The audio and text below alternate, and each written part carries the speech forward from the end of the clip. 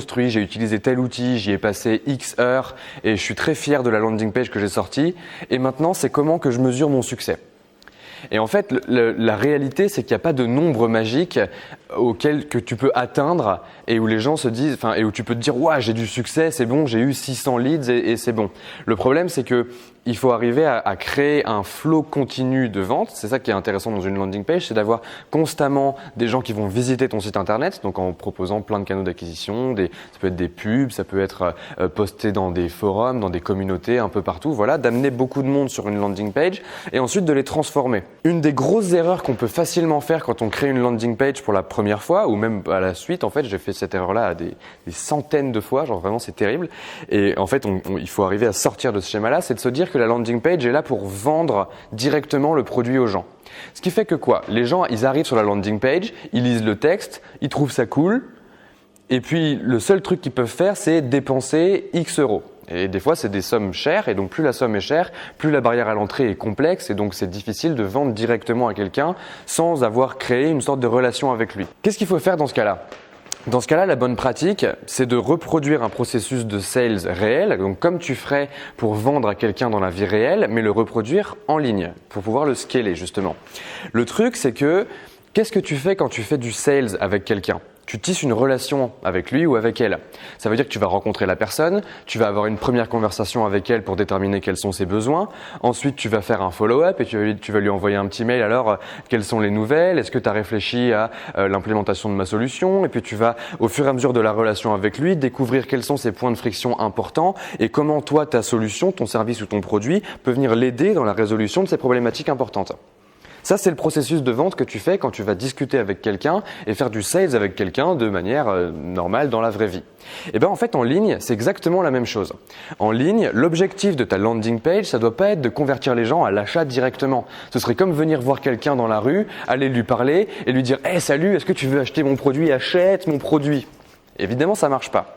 Alors que si sur ta landing page, tu fais un formulaire qui te permet de juste laisser une adresse email et en échange avoir quelque chose gratuit, c'est ce que je proposais à Léa par exemple. À Léa, je lui disais, tu fais un PDF avec tes meilleures pratiques légales pour les startups. Les gens, ils laissent leur adresse email, ils reçoivent le PDF gratuitement. Tu vas choper plein d'adresses email. C'est le petit pied dans la porte, la première chose, le premier début de relation. Et je trouve que commencer une relation par donner quelque chose gratuitement, c'est toujours quand même plus engageant pour la personne en face. C'est pareil pour Lavinia, ce que j'ai dit à Lavinia, c'est laisse les gens mettre leur email et tu vas pouvoir leur envoyer ta newsletter gratuitement et hop, ça engage les gens. Et qu'est-ce que tu fais une fois que tu as capté ces emails-là, une fois que tu as capté des leads, donc que tu as transformé tes visiteurs de ton site en leads? Parce que c'est ça l'intérêt, c'est de transformer des visiteurs qui sont juste un chiffre dans des outils de tracking comme Google Analytics. Ah, j'ai 600 personnes qui ont visité ma page aujourd'hui, personne n'a acheté. J'ai 600 personnes qui ont visité ma page aujourd'hui, dont 300 qui sont devenus des leads, des gens qui sont intéressés et qui ont laissé leur adresse email. L'idée, c'est qu'à partir de là, tu vas pouvoir leur envoyer des emails régulièrement, peut-être de façon automatique. Donc tout ça se standardise et s'automatise parce que tu peux scaler ta génération de leads et la façon de les traiter.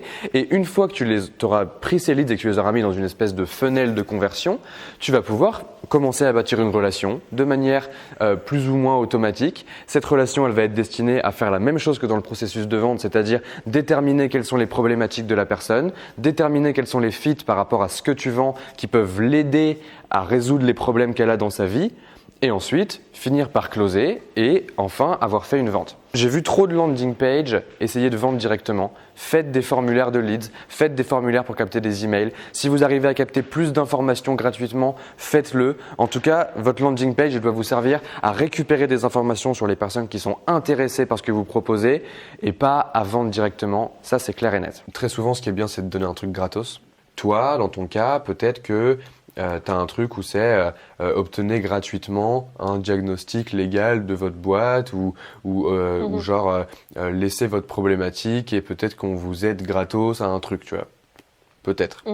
Peut-être que c'est obtenez un PDF de mes meilleures pratiques légales que j'ai faites et du coup les gens ils laissent leur adresse mail en disant ah bah ouais moi ça m'intéresse je veux en savoir plus et donc tu as leur adresse mail et après tu peux les convertir progressivement à bon bah salut est-ce que t'as des problématiques actuellement et si jamais t'en as eh ben hésite pas à soumettre un dossier tu vois.